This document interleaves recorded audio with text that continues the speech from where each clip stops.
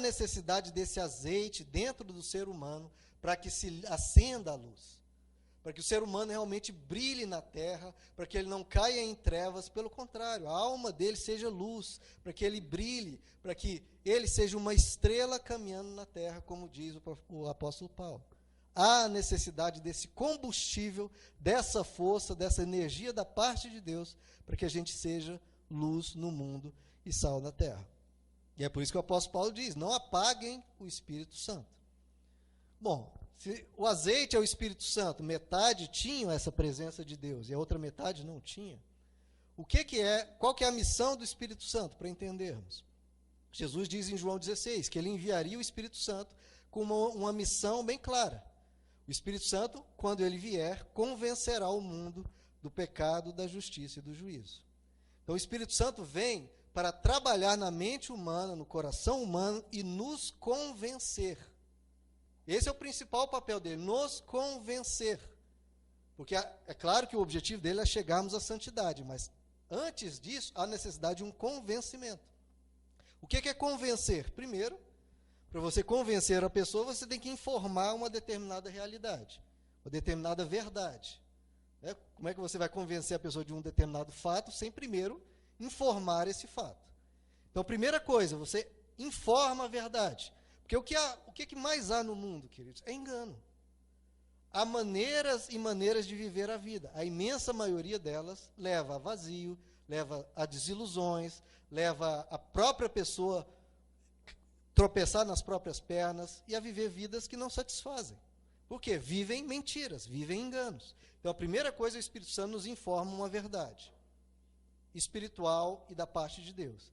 Tendo essa verdade, ou seja, a pessoa recebeu a informação. Depois de ter a informação, a pessoa tem que acreditar nessa informação ao ponto de vivê-la.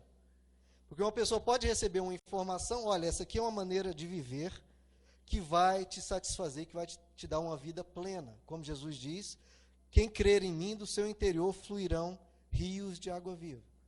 Só que para a pessoa, a partir dessa informação, ter essa plenitude, ela tem que viver aquilo. Então a pessoa tem que responder com fé. Crer, receber a informação, crer e viver aquilo. E por fim, o último papel do convencimento é a pessoa viver tanto aquilo de se apaixonar por aquilo. Realmente amar aquela forma de viver para que aquilo perdure. Porque sem amor, tudo que você começa a viver não tem durabilidade. Ela começa, passa 1, 2, 3 meses e logo abandona. Então, é verdade, é fé, é viver, crer e o amor. Então vamos tratar esses 3 aspectos desse azeite que o Espírito Santo quer produzir em nós. Abra comigo, queridos, em 2 Coríntios, capítulo 11.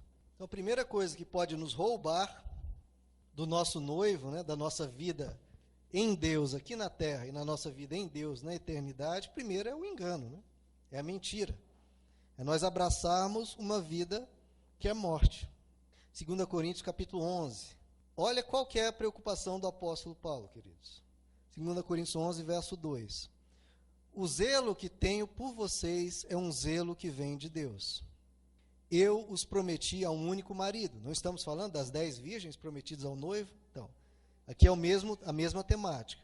Eu os prometi a um único marido, Cristo, querendo, veja só, apresentá-los a ele como uma virgem pura. Então, como lá, 5 virgens prudentes. O que impede de apresentar a cada um de nós como uma virgem pura, uma virgem prudente? Ele diz no verso 3, o que receio e quero evitar é que assim como a serpente enganou a Eva com astúcia e tirou ela do paraíso, né, a mente de vocês seja corrompida e se desvie da sua sincera e pura devoção a Cristo. Pois se alguém lhes vem pregando um Jesus que não é aquele que pregamos, veja só, queridos, tem gente que prega Jesus, o mesmo nome, Jesus Cristo, a Bíblia, mas não é aquele que pregamos. Ou se vocês acolhem um espírito diferente do que acolheram, ou um evangelho diferente do que aceitaram, vocês, olha, muita gente tolera com facilidade. Todavia, não me julgo nem um pouco inferior a esses super apóstolos. Então, veja só. O que tirou Eva da presença de Deus? A mentira. O que tira muitos cristãos de serem virgens puras, Como o apóstolo Paulo está dizendo, eu tenho um zelo enorme por vocês. Eu tenho também por vocês. O que é a preocupação? É que vocês caiam no engano da serpente. Vocês se abandonem a devoção a Cristo e sigam pessoas que pregam Jesus, mas que não é o Jesus conforme o Evangelho. Porque tem gente que faz isso, queridos. É um engano assim que eu fico assim, escandalizado como as pessoas não percebem. Pega o mesmo nome Jesus, põe um conteúdo totalmente diferente e as pessoas acham que estão seguindo Jesus. Mas quando você vê o Evangelho, peraí, mas a pessoa está falando Jesus, mas não tem nada a ver com Jesus daqui. Então, prestem atenção nisso. O Jesus que temos que seguir, Jesus é o noivo verdadeiro. É o Jesus conforme o Evangelho. E o apóstolo Paulo ainda diz, olha, tem gente se dizendo super apóstolo. Olha, na época dos discípulos, tinha gente que se auto-intitulava, olha, eu sou um super apóstolo, como hoje em dia tem isso demais. E o apóstolo Paulo diz, olha, esses super apóstolos aí não são ninguém. Eles estão ensinando a mesma mentira do diabo que ele deu a Eva. Então tenham cuidado, não é porque tem o mesmo nome, não é porque se chama igreja, não é porque abre a Bíblia que o ensino é o mesmo. Não, tem que ser conforme o Evangelho. Porque em vez de azeite, muitas pessoas estão buscando o quê? Estão buscando finanças, estão buscando prosperidade, estão buscando amuletos, estão buscando magias, estão buscando negociações com Deus, barganhas com Deus. Tanto é que na parábola das 10 virgens fala, olha, vão comprar azeite, vão comprar, né, o Espírito Santo. E é claro que isso não foi aceito pelo noivo. Então, queridos, o que eu quero deixar claro é que isso não é brincadeira. Isso não é uma coisa de um detalhe. Não. O apóstolo Paulo diz na primeira carta a Timóteo, ele diz, o Espírito Santo diz, o Espírito, claramente que nos últimos tempos, alguns abandonarão a fé e seguirão espíritos enganadores e doutrinas de demônios. Então tem gente seguindo coisa, achando que é evangelho, mas são o quê? Doutrinas de demônios. Na segunda carta de Timóteo, o apóstolo Paulo diz, virá o tempo que não suportarão a sã doutrina. Pelo contrário, sentindo coceira nos ouvidos, segundo seus próprios desejos, juntarão mestres para si mesmos. Eles se recusarão a dar ouvidos à verdade e seguirão os mitos. Então veja só, doutrinas de demônios e mitos, misturado no meio de pregações, de versículos bíblicos, enganando as pessoas. Isso gera pessoas sem azeite. Abra comigo, queridos, 1 João capítulo 2, por favor. 1 João 2, 24. Quanto a vocês, cuidem para que aquilo que ouviram desde o princípio, ou seja, o Evangelho, conforme registrado, permaneça em vocês. É isso que tem que permanecer. Se o que ouviram desde o princípio permanecer em vocês, vocês também, olha só, permanecerão no Filho e no Pai. Então, esse é o ponto. Se permanecer a verdade, vocês também permanecem no Filho e no Pai.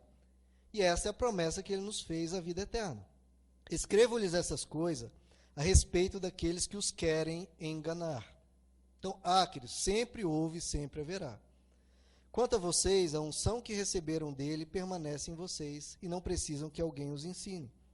Mas como a unção dele recebida, que é verdadeira e não falsa, os ensina acerca de todas as coisas, permaneçam nele como ele o ensinou. Então veja só, para permanecer como uma virgem prudente, como uma virgem que vai ser recebida pelo noivo, nós temos que permanecer naquilo que foi ensinado desde o princípio, que é a verdade. Agora, se você abandona a verdade e adota doutrinas de demônios ou mitos, você vai se perder, queridos. Você vai tirar a mente do Jesus conforme o Evangelho para seguir um Jesus fajuto que tem por aí, um Jesus, entre aspas, do Paraguai, falsificado. E aí você perde. Você vai perder o encontro com o Jesus verdadeiro, porque você está buscando um Jesus falso. Ele vem nos convencer da verdade, e aí essa verdade ela precisa ser abraçada, ela precisa ser vivida. Porque não adianta você receber uma informação e falar, eu sei. O Evangelho não é para ser sabido. Jesus não diz, saibam, e aí vocês terão a vida eterna. Não, é creiam. O que é crer, querido? É você saber daquilo e ter a certeza que aquilo é verdade a tal ponto de viver aquilo cotidianamente e sempre na sua vida. é você realmente abraçar aquilo. E Jesus diz: contudo, quando o Filho do Homem vier, encontrará fé na terra? Quando Jesus vier, ele encontrará azeite na terra? Vai continuar vendo a produção do Espírito em cada ser humano? E a nossa resposta ao Evangelho tem que ser crer. É você dar razão a Deus, é você concordar com Deus. E se você não fizer isso, tiver apenas a informação, você não vai estar experimentando o que o Evangelho quer que você experimente. Abra comigo, queridos, Gálatas capítulo 5, por favor. Gálatas 5:4, vocês que procuram ser justificados pela lei, olha que interessante, separaram-se de Cristo, caíram da graça. Veja só, esses aqui perderam o noivo, né? Por quê? Porque achavam que podia ser tão santos que se bastariam. Não, esses caem da graça. Pois é mediante o Espírito que nós aguardamos pela fé a justiça que é a nossa esperança. Porque em Cristo Jesus nem circuncisão, nem incircuncisão tem efeito algum, mas sim a fé que atua pelo amor. Então, qual que é a obra que Deus requer? Que foi a pergunta feita a Jesus em João capítulo 6. Qual que é a obra que Deus requer de nós? Que creiamos. Que a gente acredite na provisão que Ele nos deu, que Ele nos perdoa. O que ele está dizendo aqui? Quem tenta ser tão santo a ponto de eu vou me salvar porque você é tão, mas tão santo, tão perfeito, eu nunca mais vou pecar na vida. O que o apóstolo Paulo está dizendo? Essa pessoa cai da graça. Porque ela está confiando na sua própria força, na sua própria santidade, achando que ela se basta, que ela consegue. E o que o Evangelho nos diz é: todos cochilaram, todos cochilam e carecem da graça de Deus. Quem acha que vai ser 100% perfeito, 100% santo, e com isso vai conseguir agradar a Deus, olha como isso é sério. Ele fala, essa pessoa cai da graça. Porque em vez de confiar em Cristo, no mover do Espírito Santo, em vez de confiar que Deus que vai santificar, vai produzir, essa pessoa está confiando na sua força própria. E essa pessoa cai da graça. Não. É mediante o Espírito. E aí ele diz, o que ele quer de nós? Que a gente viva a fé que atua pelo amor. Essa é a vida do cristão, a fé que atua pelo amor. Cada vez mais que você se deixa convencer pelo Espírito Santo, cada vez que você vai pisar na bola, vai fazer uma bobagem, o Espírito Santo vem na sua mente, vem no seu coração e diz, não vá por aí, não vá por aí. Veja, já não é confiando no seu esforço próprio, é ouvindo uma chama do coração, o azeite que está vindo produzir a luz, e você fala, azeite, acende a luz, pode acender. Eu vou dar razão ao Senhor, não vou seguir esse caminho, vou pelo caminho que o Senhor está me apontando. E aí você deixa-se ser convencido pelo Espírito Santo. E aí a santidade vai brotando de dentro e da parte de Deus e não por um esforço próprio. E a fé vai atuando pelo amor. Agora, abra comigo em Hebreus 4, queridos, que vai nos mostrar aqui a importância desse abraçar da vida com Deus. Hebreus 4, verso 1.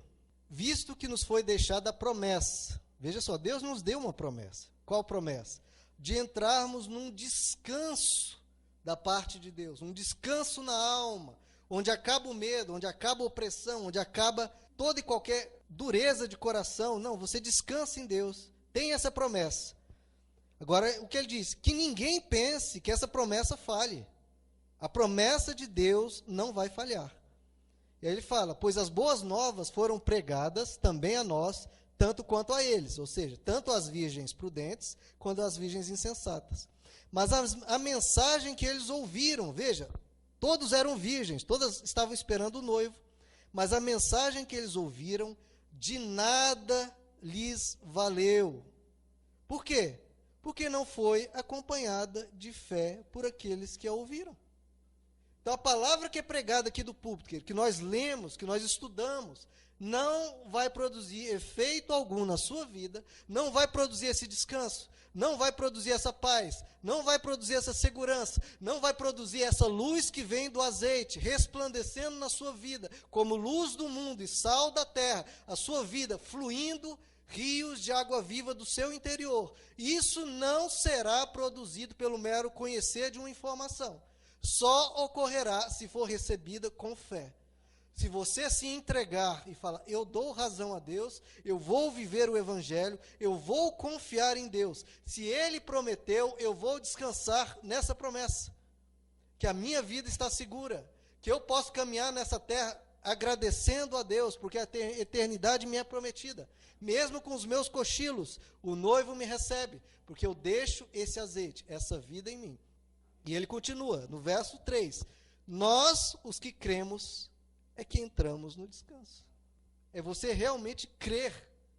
O que o Espírito Santo vem e te diz, no seu dia a dia, nas suas experiências da vida, nas Escrituras, e sempre quando você tem um momento de devoção com Deus, você fala, eu dou razão a Deus, eu creio no que Ele está me prometendo, a tal ponto de você se entregar.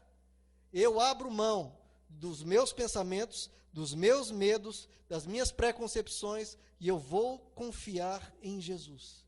Eu vou confiar nessa promessa, que o noivo vai vir, que Ele me ama, que Ele me quer, que Ele cuida de mim. E essa pessoa descansa.